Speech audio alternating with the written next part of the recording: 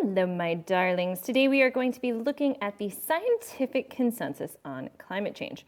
Your success goals is that by the end of this video, you will be able to differentiate good science from just assumptions and identify what the scientific consensus is on climate change. Let's get started.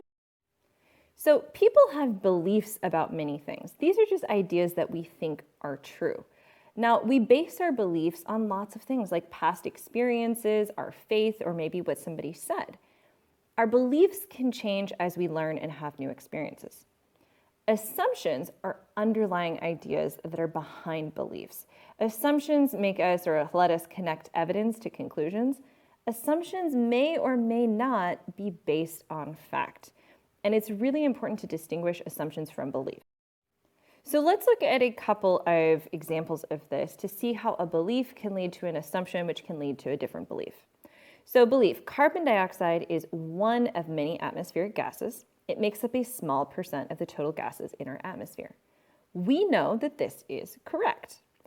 An assumption that you can come to from this is that on a planetary scale, if you just increase CO2 a little bit, it won't matter. Therefore, this person might come to the logical conclusion humans are not causing climate change. Another person might have a very similar belief. Carbon dioxide occurs naturally in small amounts, but is very efficient at absorbing heat energy. Again, this is a true statement. The assumption, though, that you can come to from this is that on a planetary scale, a little increase in CO2 makes a huge difference. Therefore, it's logical to believe humans are causing climate change. So when we have beliefs, those can lead to assumptions, which lead to other beliefs. Now, this is a science class, so we want to base our ideas on good science, not just beliefs and assumptions. Scientists follow logical paths that refine our knowledge. We use quality data, we use methods to arrive at a defensible position, basically a conclusion that we can defend using the evidence.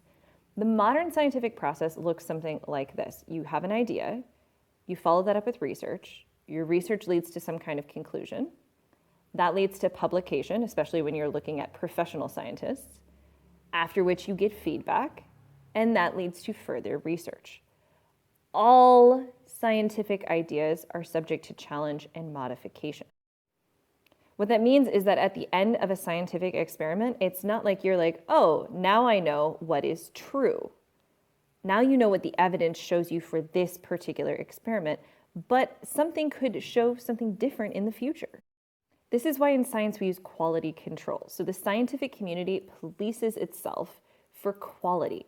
Basically, scientists are constantly looking at other scientific work to make sure that it's good.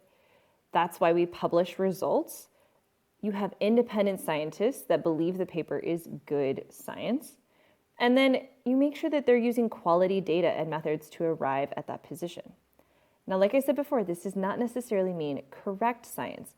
Science is constantly changing and evolving, right? If you look at science from a long time ago, we used to believe that the sun, that's the sun, went around the earth. Based on what we could observe, that made a lot of sense.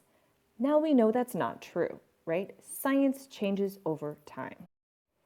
If research results in something that doesn't agree with other results, it can still be published as long as it's good science. It has evidence to back it up. You have a defensible position. Over time, science is self-correcting.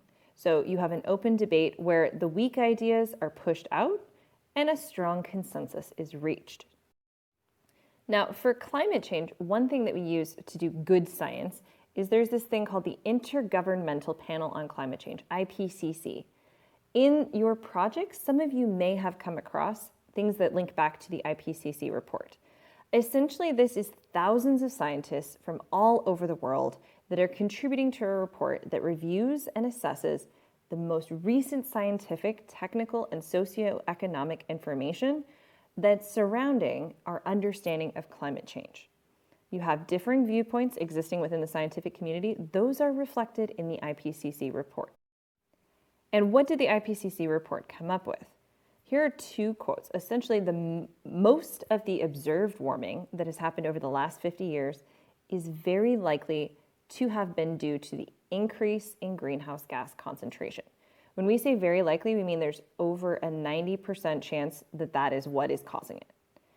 The IPCC report also says it's extremely unlikely that that warming could be due just to natural cycles. When we say extremely unlikely, we mean less than a 5% chance.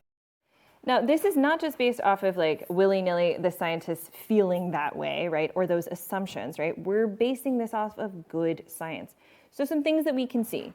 The way that greenhouse gases have changed. If you look over in this category here, carbon dioxide has changed by 40% since pre-1750, so pre-industrial times. Methane has increased 168%. Nitrous oxide has increased 20%. And ozone has increased 36%. Now, all of these things have also fluctuated or changed in the past. But if you'll notice, right, if we look at initial time here, we have lots of fluctuations, things kind of going up and down. And then suddenly, in recent times, for all of our greenhouse gases, we have this huge spike. Now, CO2, we can take a little bit of a deeper look at here. CO2 has changed the most. It stays in the atmosphere a really long time too. In fact, we can look back 800,000 years, and for most of Earth's history, CO2 has kind of oscillated back and forth underneath this point here. However, again, if we look at more recent times, we have this crazy, crazy spike. CO2 can come from lots of things, such as fossil fuel use, but also deforestation and decay of biomass, etc. Now, the climate has changed in Earth history a lot. During some points in time, our climate was very, very, very cold. During some times in Earth's history, our climate was very, very, very hot. However, natural forces alone do not explain the changes in temperature. So when we kind of model out and we graph what we would expect for the climate to be based on natural forces, this blue here represents the way we would expect it to go. Now, that has not been the case, right? Our temperatures are higher than we would expect based off of predictions using past climate information. Now, when we think about what climate change is going to look like, this can actually surprise some people. It's not going to be the same everywhere. Some places will be wetter, some places will be drier. Some polar regions will see greater increases in temperature than tropical regions. So it's not like everywhere is going to be exactly the same. Now, climate change can include, lots of times people just mention the average temperature, but it's also things like patterns and amount of precipitation, ice and snow cover, your sea level, and then extreme weather events.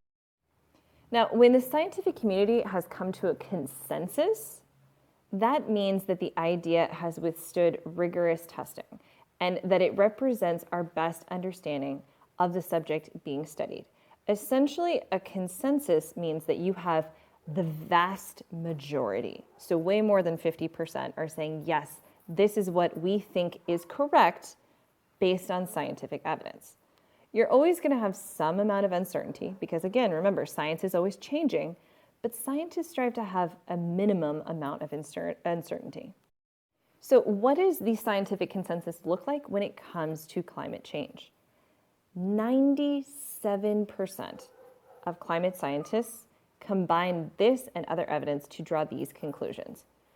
Earth's climate is currently changing due to global warming. The changes are not the same all over Earth. Future changes may be more rapid than what we've seen in the past. And the last one, particularly important, human activities are responsible for most of the climate change being observed. Now, if we were to break this down, if you took 100 climate experts, 97 of them agree. 2 are like, I'm not sure yet. And 1 would say, no, absolutely not. This is not the case.